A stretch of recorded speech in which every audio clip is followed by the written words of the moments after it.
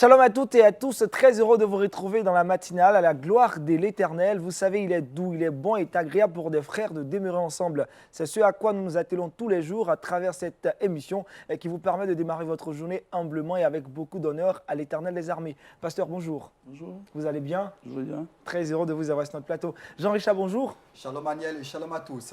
Colombe, bonjour. Bonjour Aniel, bonjour tout le monde. Monsieur Kouakou Samuel, bonjour. Bonjour, bonjour tout le monde. Vous allez bien? Très bien. C'est lundi et nous merci d'être avec nous. Recevoir un invité de marque et également de choix. C'est maintenant dans l'invité du Wake Up.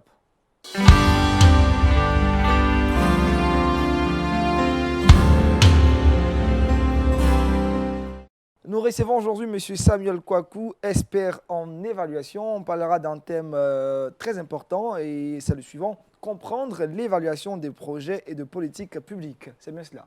Oui, tout à fait. C'est un thème qui est assez important, mais également aussi d'actualité, important pour chacun de nous, mais également aussi important pour nos différents pays. Et l'évaluation, c'est un thème, je dirais, assez vaste, qui est transversal, qui touche, n'est-ce pas, à plusieurs domaines.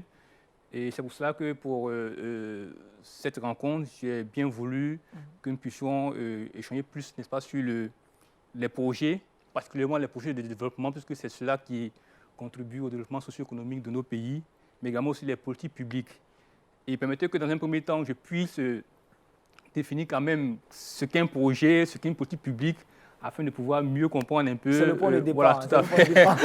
Il faut qu'on se comprenne tous, c'est le point de départ. Voilà. C'est le point de Voilà. départ. Et comme on le dit, un projet, ça vient du latin qui est proitus, et qui en tout cas concerne un ensemble d'activités ou disons d'actions coordonnées qui doivent être mises en œuvre dans un temps bien défini, sur un territoire bien défini, également aussi avec un budget déterminé.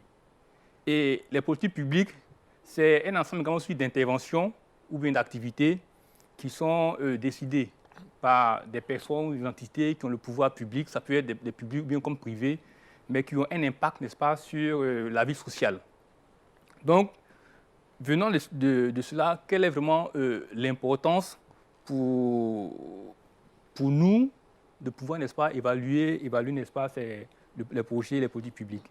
Mais avant, généralement, lorsqu'on parle d'évaluation, très souvent dans le milieu, disons, scientifique, on parle également aussi d'audit. Il faut dire que l'évaluation et l'audit sont également aussi des méthodes pour pouvoir apprécier la mise en œuvre d'une activité, d'une action. Mais très souvent, l'audit, pour ce qui est de manière usuelle, c'est l'audit financier que nous connaissons pour voir un peu est-ce que les règles ont été vraiment appliquées. On parle également aussi de gestion axée sur les résultats. Ce sont également aussi des thèmes qui sont en vogue. Mais également aussi la gestion axée sur les résultats, c'est une approche globale de gestion qui détermine en fait les résultats sur lesquels qu'on veut, n'est-ce pas, atteindre, et donc mettre l'accent dans la mise en œuvre de nos projets sur l'atteinte de ces résultats. Mais aussi on parle de suivi, parce que comme je dis, c'est un peu les thèmes classiques qui reviennent dans le domaine, n'est-ce pas, de l'évaluation. Le suivi, c'est une collecte d'informations continuelles qui nous permet de pouvoir apprécier la mise en œuvre d'un projet, d'un programme ou d'une politique publique. Finalement, c'est quoi l'évaluation? L'évaluation, c'est une appréciation systématique, mais également objectif d'un projet, d'un programme, d'une politique publique dans sa mise en œuvre. Et cette politique ou bien ce programme peut être terminé ou bien être en cours, mais également aussi on s'intéresse, n'est-ce pas, à la formulation et aussi à la réalisation de ces activités. Et donc, l'évaluation est un domaine qui est vraiment assez récent par rapport à bien d'autres domaines. Il faut dire que c'est dans les années 80 que, de manière formelle en Europe, particulièrement en France, les questions d'évaluation ont commencé à intéresser l'opinion publique parce qu'en cette période-là, les crises, on en parlait un peu, n'est-ce pas, des récessions économiques, etc., ont fait que les ressources pour l'aide au développement qui étaient collectées sur, n'est-ce pas, les contribuables devenaient assez rares, donc les contribuables ont demandé à ce qu'on puisse leur rendre compte, n'est-ce pas, des ressources qui sont utilisées. Donc c'est un peu dans ce cadre-là que le comité d'aide au développement s'est réuni pour mettre en place des critères pour pouvoir faire l'évaluation. Il faut dire que l'évaluation, dans le domaine académique, l'éducation, il y a deux grands volets, l'évaluation formative et l'évaluation summative. L'évaluation formative, c'est ce que nous connaissons, les devoirs de classe. Et l'évaluation summative, c'est les examens, n'est-ce pas, de fin d'année. Donc, même également aussi, dans le cadre des projets aussi, il y a une forme d'évaluation formative de manière périodique. On peut voir un secteur, faire une photographie et puis apprécier une espèce de la mise en œuvre, mais également aussi de manière summative, à la fin du projet, on peut réaliser une évaluation finale d'un projet. Et l'évaluation aussi se réalise en fonction, n'est-ce pas, disons, de la méthodologie. Par exemple, on peut avoir une évaluation en temps réel. On peut également aussi avoir une évaluation participative.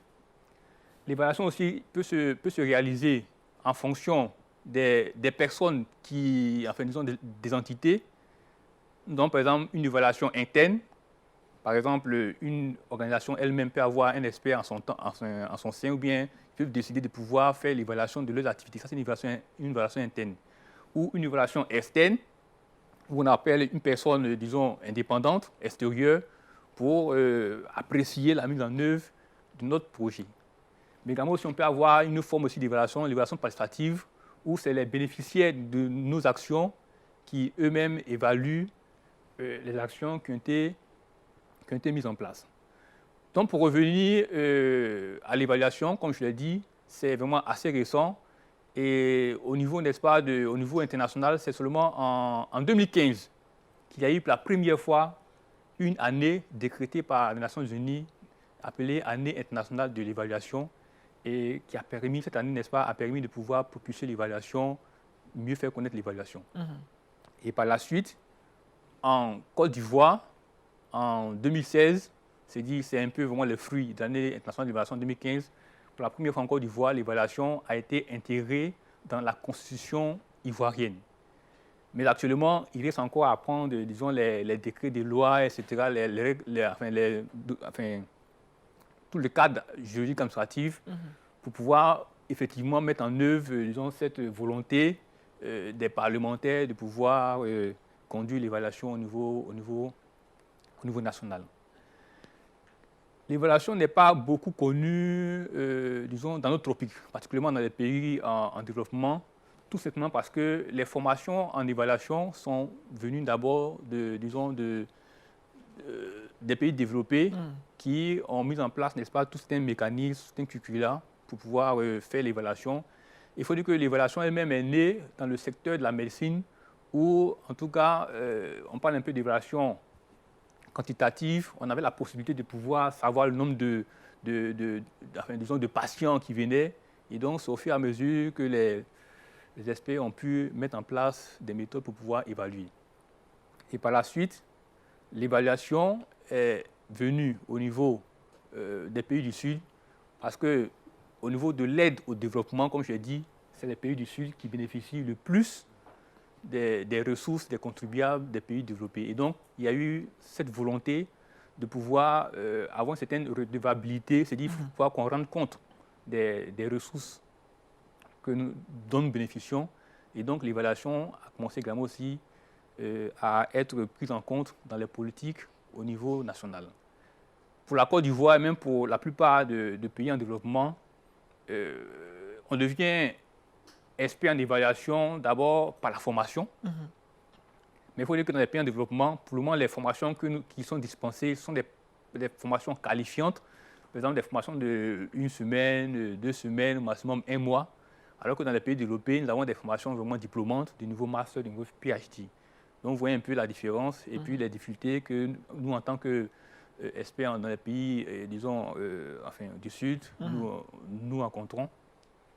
Et au-delà de cela, en tant que domaine assez récent et qui est vraiment en expansion, il y a vraiment beaucoup d'opportunités. Pour avoir un évaluateur, en tout cas, il faut vraiment pouvoir rechercher dans plusieurs domaines, parce qu'en fait, comme je dis, l'évaluation est assez transversale. C'est-à-dire, par exemple, un médecin peut devenir après un expert en évaluation, mais dans le domaine de la médecine. Un ingénieur, agronome, peut devenir après évaluateur dans le domaine de, enfin, disons, du secteur de l'agronomie. Donc, c'est un domaine assez transversal pour lequel ces formations-là sont enfin, disponibles.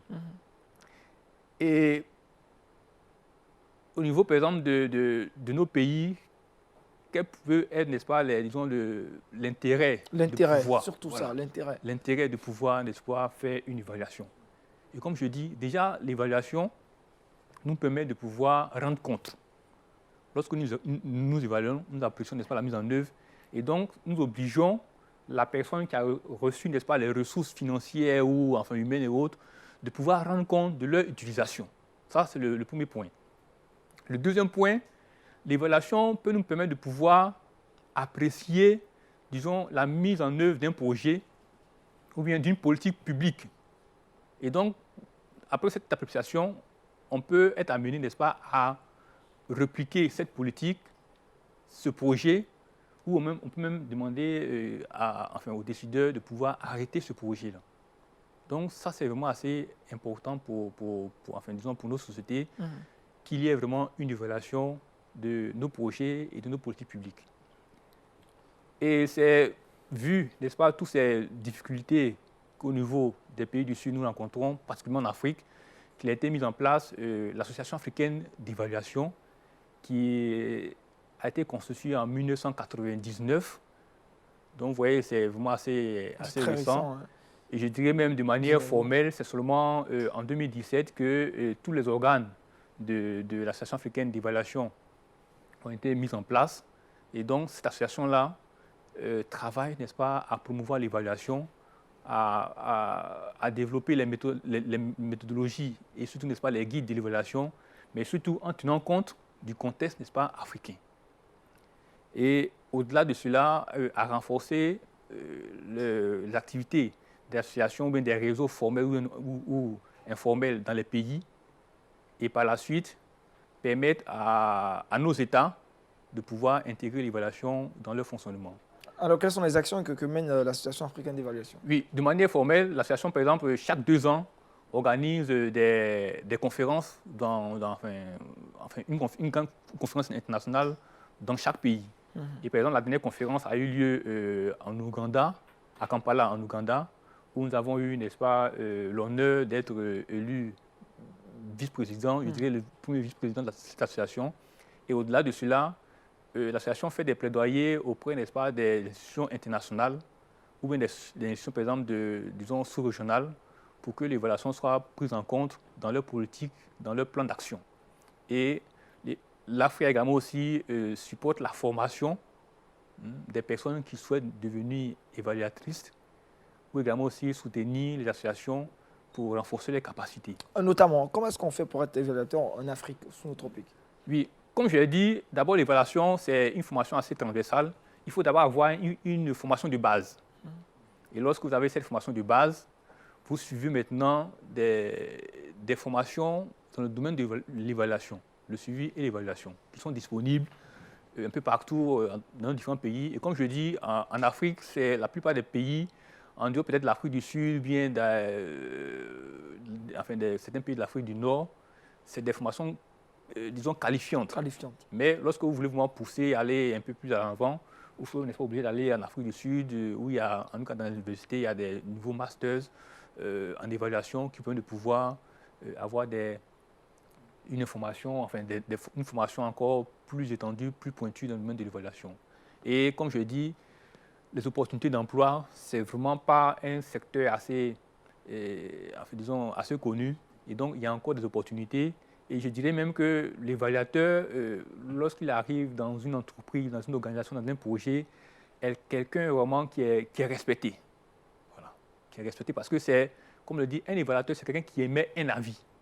Et cet avis est pris en compte pour, entre guillemets, la poursuite ou bien l'amélioration de votre projet, de votre politique ou bien de toute action que vous avez décidé de pouvoir conduire. Donc, c'est quelqu'un, en tout cas, qui, je dirais, a, disons, son avis vraiment compte dans la conduite des activités. Voilà qui est bien clair. Georges, chaque question. Par moment, en Afrique, on parle notamment de gabegie, de mauvaise gestion. Est-ce que votre présence, par moment, dans certaines organisations ne gêne pas? Oui, tout à fait, tout à fait. Mais je pense que c'est aussi cela, n'est-ce pas, le plaidoyer que nous faisons chaque jour pour que, disons, l'évaluation puisse être prise en compte. Et comme je l'ai dit, en Côte d'Ivoire, c'est seulement en 2016 que, de manière formelle, après, n'est-ce pas, plusieurs plaidoyers, enfin, le politique a compris qu'en fait, l'évaluation, c'est pas, enfin, l'épée de Damoclès n'est pas, enfin, une sanction, mais c'est en tout cas une activité qui permet de pouvoir améliorer les actions, les politiques qui sont en train d'être mises en œuvre. Donc, comme je dis, c'est une activité qui également aussi a créé, n'est-ce pas, des craintes au niveau des décideurs, des personnes qui mettent en œuvre leur projet ou bien leur politique publique. Mais c'est à nous de pouvoir les mettre en confiance afin qu'ensemble, on puisse vraiment améliorer. Comme je le dis, pour ceux vraiment qui suivent un peu l'actualité économique, l'aide au développement est en forte décroissance depuis un certain nombre de temps. Pourquoi? Parce qu'au niveau des pays, enfin, donateurs, eux-mêmes, ils rencontrent des difficultés. Et même, au-delà de ça, ils ont vu qu'il y a eu, comme vous le dites, la gabegie, la mauvaise utilisation, n'est-ce pas, des ressources. Et donc, la demande, en tout cas la redevabilité, la demande, n'est-ce pas, de transparence est accrue. Donc, cela aussi, n'est-ce pas, est au bénéfice des évaluateurs parce qu'ils sont plus demandés, plus recherchés pour une certaine transparence, une certaine bonne gouvernance dans nos actions. Merci à Monsieur Kwaku Samuel. C'est vraiment intéressant de l'écouter, de comprendre l'évaluation de projets, de politiques publiques. C'est nouveau, en même temps très intéressant. On voit que c'est aussi un domaine en plein essor. Pasteur, une question ou ça va, on a bien compris? Oui, je comprends. Voilà. Tout Moi, ce qui moi, je souhaiterais rapidement, savoir Jean-Richard. à combien peut-on chiffrer les évaluateurs en Afrique, en Côte d'Ivoire? Est-ce qu'il y a un nombre, notamment? Bon, en Afrique, nous avons une base de données. Je pense qu'on doit tourner, en tout cas, la base de données autour de 600 personnes, en tout cas, qui ont vraiment, disons, un background vraiment d'évaluateurs, qui ont suivi les formations, mais également aussi qui ont eu, n'est-ce pas, fait la pratique, en tout cas, qui ont déjà réalisé une évaluation en tant que membre d'équipe, ou bien, en tout cas, chef n'est-ce pas, d'une mission d'évaluation. En Côte d'Ivoire, les évaluateurs accrédités. Vous êtes le seul? Non, je ne suis pas le seul. Mais en tout cas, nous sommes en tout cas, autour d'une cinquantaine de personnes voilà, qui, effectivement, peuvent vraiment conduire une évaluation. Parce qu'une évaluation, il y a plusieurs critères. Par exemple, le critère de la pertinence, le critère, n'est-ce pas, de l'efficacité, le critère de l'efficience, le critère, n'est-ce pas, de la durabilité du projet ou de la politique, le critère également aussi de l'impact. Et tous ces critères-là, c'est d'abord à l'école qu'on les apprend, n'est-ce pas, à pouvoir les analyser, pouvoir les utiliser. Et c'est sur le terrain que, n'est-ce pas, on les met en pratique et qu'on peut, n'est-ce pas, appliquer au projet, de sorte à pouvoir, après une évaluation, dire est-ce que ce projet-là a été vraiment pertinent, est-ce qu'il faut continuer, est-ce qu'il faut reformuler les objectifs, est-ce qu'il faut, n'est-ce pas, disons, enfin, l'arrêter. Voilà, donc je pense que c'est un peu tout ça. Merci à M. Samuel Kwaku pour ces différents critères également d'évaluation. Merci à tous nos invités, au pasteur Nathanaël Kouadieu qui a été avec nous. Également à M. Samuel Kwaku avec qui nous avons parlé d'évaluation. Jean-Richard, merci.